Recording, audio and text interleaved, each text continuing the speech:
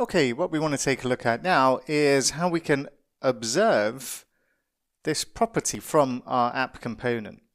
And what we'll do, just to demonstrate this, we'll actually create an action inside here so that we can update the title from a button that we click on inside our app component. So what we'll do is we'll just create a function called setTitle, and what we're going to do is just say this.title equals this.title, and we'll concatenate an exclamation mark onto our property here. And what we can do is we can say setTitle, and we can make this a type of action. Now, because this setTitle is making use of the this keyword, we need to bind this particular property to our class here, and we can do that by using the action bound, and then that automatically binds this function to this class. And when a function is bound to a class, then we can make use of this inside this function to access a property inside this class. Alternatively, if we don't want to bind an action, and if I wanted to just leave this as an action, then we could use an arrow function in here.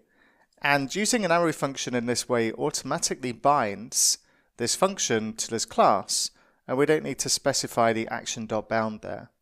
Now, when it comes to looking at the make auto observable, then it's much easier to use arrow functions inside our MobX stores than it is to use normal functions, as otherwise we need to specify that we want to bind the action every time in our class. So we're going to stick with arrow functions for this kind of functionality. And what we'll do then is we'll head over to our app component, and underneath our h2 tag, just temporarily, we're going to add a button.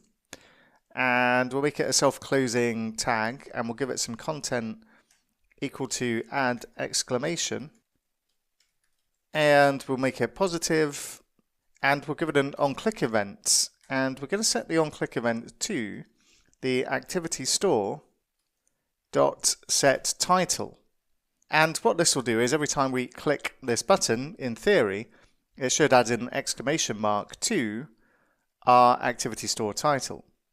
So let's give this a go. And if we head over to our browser and we refresh the page, then we can see we've got our title there. And if we click on add exclamation, well, nothing really seems to happen. And why is that? Well, as I mentioned earlier on, if we want our components to observe what's going on in our store, then we have to make them observers.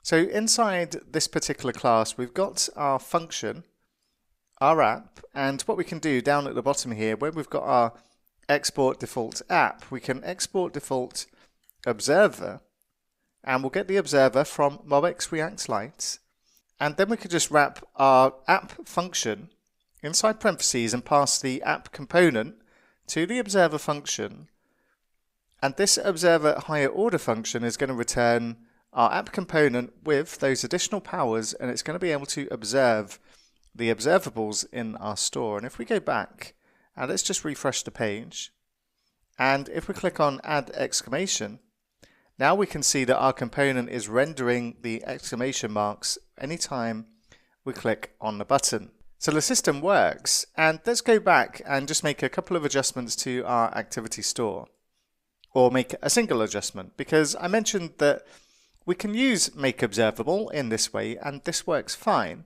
But what we can also use is make auto observable, and then we don't need to specify the properties inside this method, because MobX is going to work out that our title is a property, therefore it should be an observable. It's also going to work out that this is a function, therefore this is going to be an action.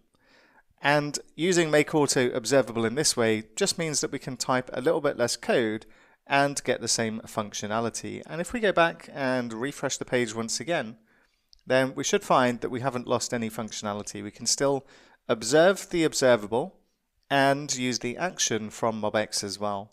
And this means that we also don't need to import quite so many things inside our MobX class. So now we've got the basics of MobX, what we're going to do next is we're going to start moving our code into our store. and we'll start refactoring next.